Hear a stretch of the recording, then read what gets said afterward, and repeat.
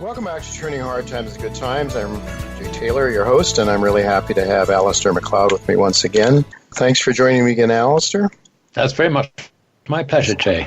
It's really good to have you, and we need to tell everybody that they should go every Thursday to goldmoney.com to read your latest missives, because they really are full of insights. If people really care to understand why things are happening the way they are and not be satisfied with the superficial explanations you get on CNBC and elsewhere, then I would suggest you read what Alasdair has to say at goldmoney.com. Alasdair, I'd like today to talk to you, or have you talk to us, I should say, about inflation, deflation, and other fallacies. You wrote that article on September 10th, and then China is killing the dollar. That was September 17th.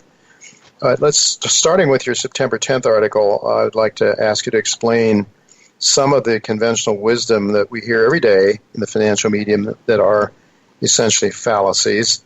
You note that the most egregious of these fallacies is that inflation can only occur as the handmaiden of economic growth, while deflation is similarly linked to a recession spinning out of control into the maelstrom of a slump. And end of quote. And I would say this may certainly be the most egregious fallacies, but it is one of the most believed doctrines of the Keynesian religion.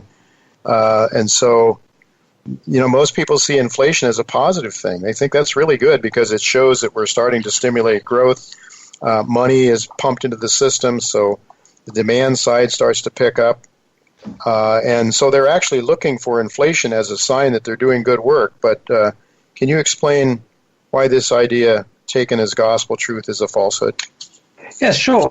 I mean, if it was really true that we wanted to pay high prices for goods, then we wouldn't go to the supermarket and look at the shelves for the things that are sort of buy one, get one free, or 20% off, or whatever. I mean, it's complete nonsense. I mean, the idea basically seems to be, at least this is the story, that, if, let us say, we think that prices of things are going to be higher tomorrow, then we will hurry up and buy them today, and that way bring demand forward. But I mean, that's a load of rubbish. That only applies in a situation, really, where inflation is actually running at such a rate that is demonstrably true. But for, under normal circumstances, we know that the rate of inflation, price inflation in America is running at about 10%. Forget what the CPI says. We know that's a load of rubbish. It's running about 10%. But does that mean we sort of rush out and actually sort of think, I must buy things before it goes up by 0.001% day to day? No, it doesn't. I mean, it's a complete nonsense. The reason that the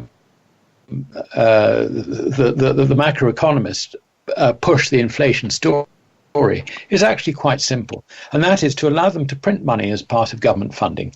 And also, by printing money and lowering interest rates, they lower the cost of government borrowing. So that is your real reason. The sort of economic conditions that really suit ordinary people like you and me are as essentially mildly deflationary. Now, what I mean by that is that competition with sound money drives down prices over time. So I looked at sort of approximate prices between about 1820 and before the First World War. And I would say the general price level fell to roughly 0.4% of what it was before. Now, this is a difficult thing over a long period of time because, you can't really compare one set of goods with another set of goods simply because people are doing different things. I mean, at the start of that period, there was a lot of subsistence living. Ordinary people just basically made enough or grew enough in order to survive, and maybe just a tiny bit left over to clothe themselves and heat themselves. Not much more than that. But towards the end of the Industrial Revolution, of course, there was very widespread prosperity. I mean, okay, we hear all the Dickensian stories about workhouses and all the rest of it, but that was actually just a very small part of the economy. And, quite honestly, I think a modern economy has probably got more misfits, unemployed, however you like, spongers, however you like to define it, because the state will provide. But, the natural condition is that through competition, prices basically decline over time. And that leads us to another thing, because if you have sound money, in other words, there is no increase in the quantity of money in the economy, then as prices fall, guess what? GDP falls. Now, that's meant to be a very bad thing. You could look at it another way, and that is with inflation. If you just pump the GDP figure full of false money, then your GDP number rises. And that actually is the basis of the fallacy behind it all. This is why nobody questions it. Yeah. So the incentive of government to borrow and to, I suppose, to buy votes or to spend money that they can be involved with somehow enriching themselves. I mean, we see the military-industrial complex. Washington in the United States has grown to be such a monstrous. I mean, all of these different bureaucracies are just absolutely huge budgets, and there are people living high on the hog around Washington. I mean, one of the wealthiest areas in the country is around Washington, D.C., because all of these people that are involved in government and government handouts and so forth. So I guess that's the incentive, though you certainly wouldn't get that if you, in your Economics 101 course, your Keynesian course, would you, at the university? They wouldn't tell you that's the reason you do it. Though people really do believe these fallacies, there's others that you talk about as well here. You're a little bit hard on supply-siders and demand-siders. Why are they both wrong-minded? I mean, we have the Republicans here that tend to be supply-siders, Larry Kudlow, for example, and some of the others, and you have the Democrats, which, of course, are full-fledged Keynesians. They want to spend and print money and so forth to pay for it. They're both wrong. I mean, you're saying they're both policies are lead down the wrong path. Well, yes, because whether a government is trying to drive demand or whether it's trying to drive supply. I mean, basically what they're doing is they're interfering in the economy. The supply side, driving the supply side is probably, sort of slightly better, if you like, than trying to drive demand, because demand is driven, purely by the inflation story that we've just been talking about. And of course, that actually ends up transferring wealth from people to the state. Supply-siders, the idea behind supply side is that a government subsidizes business, which is, in one sense is not too much of a sin, but it subsidizes business at the expense of everybody else, because you end up with a larger budget deficit, and unless savings increase to fund that deficit is funded through inflation. So and with supply side, if you've got an awful lot of time, you can probably create a case that you start off with a higher budget deficit, but the taxes will roll in later.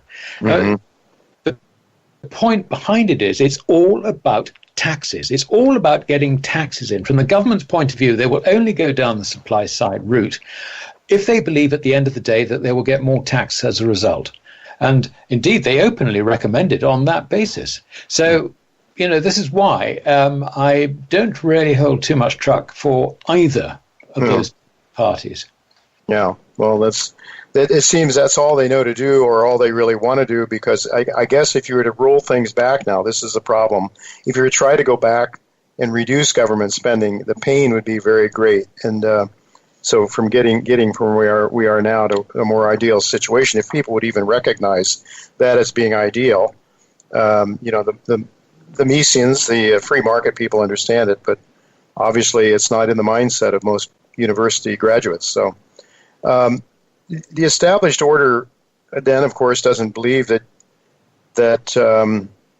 they don't believe that the established order doesn't believe prices can rise in a falling economy, right? So they think that the only way prices can rise is if prices are, if the economy is booming. Yeah. But in fact, you just pointed out during the Industrial Revolution, the opposite was true. Well, the reason that you get the reason you get greater inflation when an economy is contracting is because both production and consumption. We're both producers and consumers, and that happens for in every state of the economy. So if you have a situation where you've got expanding production and expanding employment and you've got sound money, then you can get falling prices. I think we've gone through that. But the other side, the other aspect of this is that if you get an economy which is in distress, going down, as it were, then it's not just demand that goes down, which, if it was just demand, it would lead to lower prices, but also because everybody who demands as a consumer is also a producer, unless he's unemployed, of course. But one way or the other, the two things are just tied together. And of course, Say's law tells us that this is the case. And guess what? The first thing that the macroeconomic community did was deny the validity of Say's law. So they're not going to get the right answer anyway. It's as simple as that. Well, there seems to be almost no concern now that, there seems to be, it seems to be taken as a given by the establishment, by the mainstream press anyway, that interest rates are going to stay low forever. They can't rise. You have a different view of that, I think. And tell us how Mother Nature might go to work to make that not true, that the powers that be can no longer force rates to some negative level or whatever level they want. Right. Well, we have a situation at the moment where the government is financing itself through inflation. Forget the idea that the Fed is independent and all the rest of it. The fact is the government is financing itself through monetary inflation. The effect of that is to drive down the purchasing power of the dollar.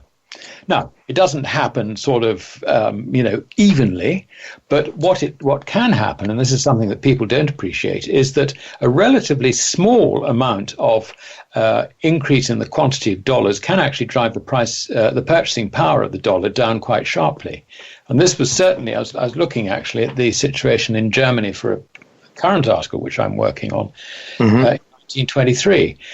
And there was a period in Germany where the amount of paper marking circulation increased by something like 28 times, but the price effect was to increase the quantity of paper paper marks to the dollar by over 300 times. And it claimed at the time that this disproved the quantity theory of money. It doesn't actually disprove it. All it does is it tells us that there is another factor involved in that, and that is, if you like, human choice, which, of course, is something that the economics of aggregates does not recognize. Right. So what we're going to see, I think, specifically, and it always happens this way, the first sellers of a currency which is inflating are the foreigners. And in America's case, because the dollar is the reserve currency, because everything internationally is priced in dollars, there is a very substantial foreign ownership of dollars, considerably greater ownership of dollars than ownership of foreign currencies by American residents. The value of all the securities held by foreigners is in the order of $20.5 trillion. Wow. That is just slightly more than the current US GDP. On top of that, there's a further 6.3, I think it is, $trillion of cash and treasury bills and commercial bills, bills of less than 6 months maturity, in foreign hands. So total, 27 trillion. Now, that sort of has accumulated really through two factors. Firstly, you have countries and commercial entities exporting to America, doing business with America, seeing their business gradually expand, and so have more dollars, if you like, on a trade-related basis than they would in a more static relationship. So they and that was certainly the case up until 2018, the end of 2018. Since then, obviously, international trade has taken a huge, great hit because of the tariff war between America and China. Right. And the other aspect is that, of course, portfolio investment has meant that the value of bonds and the value of equities held as financial securities has increased quite significantly. Now, with the foreigners having far too many dollars, they've got the liquidity. I mean, a lot of people argue that when you get a crisis, everybody's got to have dollars. No, they have to have liquidity. They got over $6 trillion of liquidity. That is not a problem. But if they begin to take the view, and this was the point about the second article you're referring to about China's on the dollar, if they take the view the dollar is going to go down, then there's only going to be one thing they do. They will sell it. And the dollar will fall, and the dollar will fall substantially, and it'll get to a point where it starts affecting the 2% price inflation that the BLS talks about, and suddenly that will become just not believed at all. Now, it is at that stage that interest rates naturally will rise, and they will rise simply because the time preference between the ownership of goods now and the ownership of goods in the future is increasing because of the loss of purchasing power of the dollar. There is only one thing that can happen, and that is that interest rates rise. They will continue to be suppressed, but they'll be suppressed at 5%. They'll be suppressed at 10%. And as this spiral continues, possibly they will be suppressed at even higher nominal rates. Right. Now, the problem then is, look at what happens to government finances. Government finances get completely screwed because already, the interest bill last year was a bit over $400 billion. Now let us assume, well, first of all, we've now got, in this current year, we've got a deficit which is running at $3.3 trillion. Next year, I guess it will probably be considerably more. We don't know, we'll see, but it could be easily $5 or $6 trillion. Now, the point is that at $3.3 trillion, the financing of the government deficit is now 50% taxes and 50% inflation. Crazy, yeah. So, but from March, this switched over. It switched over, and the bulk of the financing is now through monetary inflation.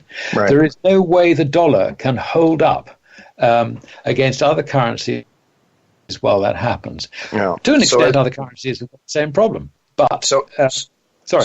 So as the foreigners walk away from the dollar, and I want to ask you about that with the time we have left. That the Chinese, your article on the Chinese, China is killing the dollar. The foreigners walk away. Somebody's got to buy the treasuries, and a growing number of demand for treasury demand, not demand for treasuries, but borrowing demands from the United States government to finance itself. It's going to grow just out of this world. I mean, it's just, there's no question about it. If you look at the economic situation in the U.S. and globally. So then, as that happens, people start to say, wait a minute, the U.S. is printing money, they're hyperinflating essentially. And as you say, time preference, so they have to have higher rates. So this could just really sort of snowball on itself, couldn't it? Really become a snowball. Yeah, absolutely. And the Fed has the problem that not only will it be funding the U.S. government deficit and raising more than the government raises in taxes, but it will also have to absorb the selling, or someone will have to absorb the selling of U.S. Treasury debt by foreigners, and also the agency debt as well. Right. And the importance of that article, the second article, was that China has obviously taken a decision that the one thing that she has got too much of, not copper, not gold, not anything like that, no commodity, but dollars. She's got something like, we don't know the exact figure, but it will be probably somewhere between $2.75 trillion and $3 trillion of dollars. And that, that is too much. And she's now, I think from that March, do you remember, we've talked about this before. Yeah, March 23. Yeah, it was a big date. Yeah.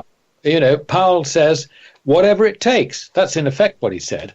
And it was quite clear from that point that from the Chinese angle of holding up to, almost $3 trillion, this is very bad news. They've got to get rid of them. And I think that was the decision that was I was tipped off by Simon Hunt of Simon Hunt Strategic Services, who follows China immensely closely. He's got such good contacts there. But this was a decision that was taken at about that time. So, I don't believe in coincidence until everything is ruled out. And to my mind, it is not a coincidence. It is, they are related. Well, you showed in your article, I think you showed the rising prices, at least from the 23rd on. We saw a distinct change in the markets, and the psychology of the markets started to change very dramatically, I would argue, from March 23rd, when Powell gave his whatever it takes speech. And China, according to your article, has been buying a lot of copper. I've read elsewhere as well that they're buying lots of commodities. Yes. And so they're really good. So how are they getting rid of the dollar? They're buying commodities. Is that how they're doing it? And then the other thing I want to ask you about with the 3 minutes we have left here is this issue of dumping treasuries. And there's an article that was written in a press that is the Global Times. It's China. It's a state-owned newspaper. Talk just briefly about that and why we might see a really a rapid sale of the dollars by China. Yes, well, the first thing is that she is selling the dollars for commodities. It's as simple as that. So whoever sells the commodities ends up with the dollars. Then it's not China's problem. As far as the Global Times article is concerned, that was, I think, very surprising because we know that the Chinese have been sort of playing this financial game, if you like, call it a financial war with America, which has been an underlying thing. On that basis, quite simply, I rather lost the thread of where I was going with this. The Global Times. I mean, that article would not have come out without it being sanctioned by central government. It's as simple as that. So the central government is warning, look, unless policies change, whatever those policies might be, they put it into sort of military aggression. But I think it's wider than that. Unless it changes, we're out of the dollar. And we're out of your bonds. Yeah, and unfortunately we're out of time. But I just say that if the Chinese are getting rid of dollars and foreigners are getting dollars and they do that first, it might be a wise thing for Americans to think about doing the same thing, at least to the extent they're able. So I want to thank you so much, Alasdair, for sharing your insights as always. Always a pleasure having you, and it's always so valuable having you. So it's goldmoney.com, folks. Go there every Thursday. I think it's Thursday, right, Alasdair? I'll get it right one of these weeks. Yes, it is. Every Thursday, and you're going to write about what this time? Well, this time I'm looking at history and the German inflation in 1923, and also John Law and the lessons from that. Excellent.